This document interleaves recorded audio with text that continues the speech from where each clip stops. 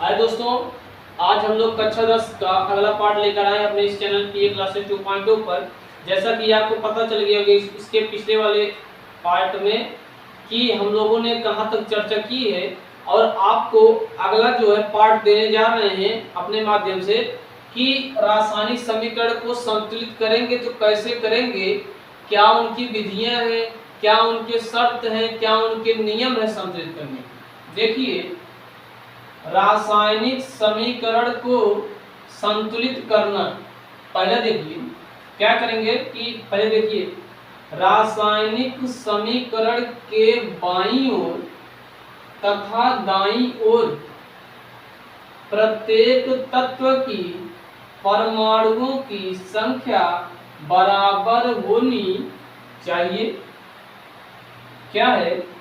रासायनिक समीकरण के बाईं ओर तथा दाईं ओर प्रत्येक तत्व की परमाणुओं की संख्या बराबर होनी चाहिए, क्योंकि द्रव्य की अविनाशिता के नियम के अनुसार प्रत्येक रासायनिक परिवर्तन में न तो कोई परमाणु नष्ट होता है और न ही कोई नया परमाणु उत्पन्न होता है। मतलब ये है कि हमारा ये जो रासायनिक समीकरण बना है, इसके पीछे भी जितने तत्व हैं उनके भी जितने भी संख्या है सब बराबर रहने चाहिए। इसके जो कण है, जो परमाणु है कितना है इधर भी उतना रहना चाहिए, और मैग्नीशियम कितना है इधर भी उतना रहना चाहिए, इधर भी उतना रहना चाहिए। बाईं ओर भी इसका मान सेम टू सेम रहना चाहिए और दाईं ओर भी मान इसका क्या रहना चाहिए, सेम टू सेम रहना चाहिए। इसी एक किस पर नियम का आधारित है कि द्रव्य की अविनाशिता। मतलब ये है, देखिए अगर हम लोग एक लोहे का टुकड़ा ले लें, क्या ले लें, लोहे का टुकड़ा ले लें और इसको काट करके, जैसे मान लीजिए अभी नहीं काटे हैं, लोहे के टुकड़े को अगर हम लोग तौलेंगे, वजन करेंगे, मान लीजिए यह 5 केजी का है, ठीक है। किसी लोहे के टुकड़े को ले लीजिए और इसको वजन कीजिए तो इसका वजन मान लीजिए 5 केजी का है।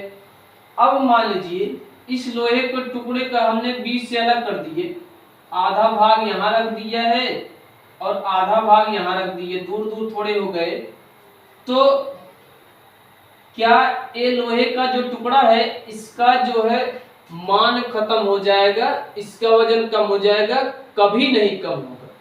अगर हम लोग इस लोहे के टुकड़े को काटने में इस लोहे के टुकड़े का कोई भी छोटा कण भी इधर उधर नष्ट नहीं कर रहे हैं, तो यहाँ पर अगर जुड़ने पर 5 किलोग्राम है तो अलग होने पर दोनों का मान जोड़ेंगे तब भी 5 ही किलोग्राम का रहेगा। देखिए ए मान लीजिए 2 किलोग्राम का है अलग होने पर, ए मान लीजिए आपका थोड़ा सा इससे बड़ा है 3 किलोग्राम का है, तो जब लोहे का टुकड़ा जुड़ा हुआ था तब कितना था वजन इसका, 5 केजी का। जब लोहे का टुकड़ा क्या हुआ, अलग हो गया, डिवाइड हो गया, तब इन दोनों का वजन थोड़ा सा अलग अलग हुआ। पहले वाले लोहे के टुकड़े का वजन 2 केजी, दूसरे वाले लोहे के टुकड़े का वजन 3 केजी, लेकिन दोनों को फिर तौल कर लेंगे, तौल लेंगे तो इनका वजन कितना हो जाएगा, टोटल फिर से 5 केजी का आ जाएगा। मतलब ये है कि परमाणु को नष्ट नहीं कर सकते हैं और न ही उत्पन्न कर सकते हैं। ऐसा थोड़ी है कि हम लोग अलग अलग किए तो ये अलग अलग हो गया 4 ही केजी बचेगा, नहीं बचेगा। जितना यहाँ था जुड़ने पर उतना अलग होने पर दोनों को अलग अलग मान नोट करके जोड़ देंगे तो उतना ही 5 केजी का ही आएगा। और क्यों आएगा? क्योंकि परमाणु कभी भी नष्ट नहीं होता है, भले एक रूप से दूसरे रूप में बदलता ही रहे वो भी। ठीक है दोस्तों, आइए देखते हैं रासायनिक समीकरण के बाईं ओर, मतलब इधर देखिए, तथा दाईं ओर, मतलब इधर देखिए, प्रत्येक तत्व की परमाणुओं की संख्या बराबर होनी चाहिए, क्योंकि द्रव्य की अविनाशिता, मतलब कि द्रव्य का विनाश नहीं होता है, द्रव्य नष्ट नहीं होती, अविनाश लिखा गया है, मतलब विनाश नहीं होता है, पदार्थ नष्ट नहीं होता है, जितना पहले था उतना बाद में भी रहेगा, क्योंकि द्रव्य मतलब पदार्थ की अविनाशिता के नियम के अनुसार प्रत्येक रासायनिक परिवर्तन में न तो कोई परमाणु नष्ट होता है और न ही कोई नया परमाणु उत्पन्न होता है। तो आपने समझ लिया होगा कि अगर पहले लोहे का टुकड़ा अगर जुड़ा है वह 5 केजी का है, अगर डिवाइड कर देंगे, बीच में से अलग कर दें, थोड़ा छोटा बड़ा हो जाए, तब भी उसको वजन करेंगे तो 5 केजी का ही आएगा। ऐसा नहीं करना कि यहाँ से काट कर काटे हैं तो 5 केजी है और अगला लिए है तो ऊपर से काट कर कहीं पर फेंक दें, उस पर दूसरा प्रभाव नहीं पड़ना चाहिए, उसको फेंक दे तो कम हो जाए, ऐसा नहीं होना चाहिए। जुड़ने के बाद लोहे का टुकड़ा 5 केजी का है तो अलग होने के बाद भी दोनों कण अगर जोख लेंगे, तौल लेंगे, तब भी 5 केजी का ही वह रहेगा। अब आगे देखिए, अतः हमें समीकरण में दोनों पक्षों में तत्व के परमाणुओं की संख्या बराबर करने के लिए विचार करना है, मतलब कि अगर यहाँ पर 5 केजी का है तो यहाँ पर भी 5 केजी का होना चाहिए, इस पर विचार करना हमें कि कैसे हो, कैसे क्या करना है, उसी प्रकार से समीकरण बना है। आगे देखिए, उसमें बता रहे हैं हम, सर्वप्रथम हम सोचेंगे कि एक अणु ऑक्सीजन में 2 परमाणु ऑक्सीजन है जो 2 परमाणु मैग्नीशियम ऑक्साइड बनाएंगे। मतलब ये है कि यहाँ पर O2 लिखा गया है, आपको यह पता होगा और नहीं पता होगा, जानिए कि अगर कहीं पर सिर्फ O लिखा रहता है तो उसको सिर्फ ऑक्सीजन का प्रतीक कहते हैं, लेकिन अगर कहीं पर O2 लिखा रहता है तो उसको क्या कहते हैं, ऑक्सीजन गैस कहते हैं।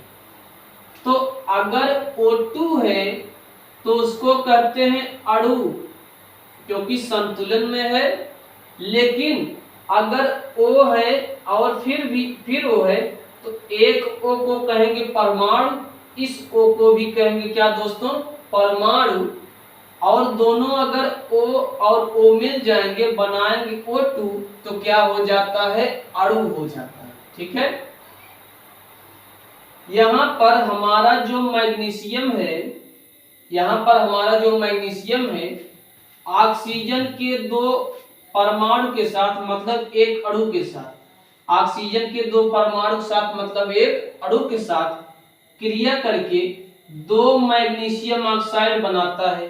देखिए क्या बनाएगा, तो एक ही मैग्नीशियम ऑक्साइड, लेकिन जो 2 परमाणु मैग्नीशियम ऑक्साइड बनाएंगे। मैग्नीशियम का भी 2 परमाणु होना चाहिए और ऑक्सीजन का भी 2 परमाणु होना चाहिए। यहाँ पर आपको संतुलन में नहीं लिखा है, अगला हम लोग यहाँ पर ए लिखे हैं, बी में आपको संतुलन करके दिखाते हैं दोस्तों।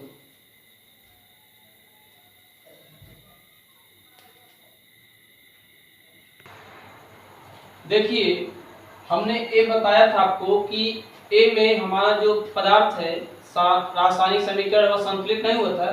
बी में देखिए क्या करेंगे, अब 2 परमाणु मैग्नीशियम ऑक्साइड बनाने के लिए मैग्नीशियम धातु के 2 परमाणु आवश्यक है। मतलब ये है दोस्तों, अगर हमें मैग्नीशियम ऑक्साइड बनाना हुआ, क्या बनाना हुआ, मैग्नीशियम ऑक्साइड बनाना हुआ, तो हम लोग कैसे बनाएंगे। मान लीजिए Mg है, इसके साथ हम लोग O की क्रिया नहीं करवाएंगे, क्योंकि एक द्विपरमाणु के 2 परमाणु साथ हमेशा क्रिया करते हैं। तो यहाँ पर 2 लगा दिए हम लोग। अब जब यह क्रिया करके बनाएगा तो इसमें मैग्नीशियम ऑक्साइड बनेगा, MgO बनेगा। लेकिन बात यहाँ पर यह आती है, यहाँ पर 2 है ऑक्सीजन, यहाँ पर 1 ऑक्सीजन दिख रहा है, यहाँ पर हम लोग 2 नहीं लगा सकते हैं, यह गलत है। यहाँ पर हम लोग 2 नहीं लगाते हैं, गलत है। हमेशा क्या करते हैं, इस समीकरण जो बने उसी के आगे लगाते हैं। अब कंडीशन ये बनता है कि मैग्नीशियम का तो यहाँ 1 परमाणु, ऑक्सीजन का यहाँ 2 परमाणु, यहाँ ऑक्सीजन को नीचे तो 2 लगा नहीं पाएंगे क्योंकि यह तरीका गलत होता है, इसलिए आगे 2 लगा दिए हैं। तो आगे 2 लगाने से ये 2 इसी के लिए केवल नहीं है, इस मैग्नीशियम के लिए भी है, जिसके कारण हम लोग क्या करेंगे, इसको संतुलन में लाने के लिए, मैग्नीशियम भी 2 हुआ, ऑक्सीजन भी हमारा 2 हुआ, इसको संतुलन में लाने के लिए मैग्नीशियम के आगे क्या लगा देते हैं, 2 लगा देते हैं, जिसके कारण क्या बन जाता है, हमारा मैग्नीशियम ऑक्साइड 2MgO बन जाते हैं। मतलब ये है कि रासायनिक समीकरण बनाते समय हमें संतुलन प्रक्रिया पर विशेष ध्यान देना पड़ता है कि बाईं तरफ अगर मैग्नीशियम 2 है, बाईं तरफ ऑक्सीजन 2 है, तो दाहिनी तरफ भी मैग्नीशियम 2 होना चाहिए और दाहिनी तरफ भी ऑक्सीजन कितना होना चाहिए, 2 होना चाहिए। ऐसा कभी मत कीजिएगा कि यहाँ पर O2 लिखा गया तो यहाँ पर 2 लगा दें, यह तरीका बहुत ही गलत है। हमेशा जब समीकरण बनेगा तब यहाँ पर 2 लगाएंगे, ठीक है, क्योंकि ऑक्सीजन इसके साथ जुड़ गया, मिल गया।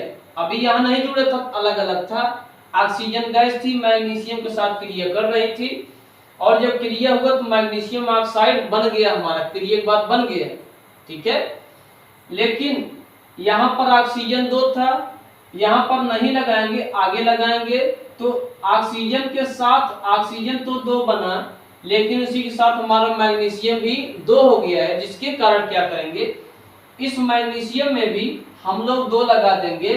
तो यहाँ मैग्नीशियम का 2 परमाणु, यहाँ ऑक्सीजन का 2 परमाणु, यहाँ भी मैग्नीशियम का 2 परमाणु, ऑक्सीजन का भी 2 परमाणु हो गया है।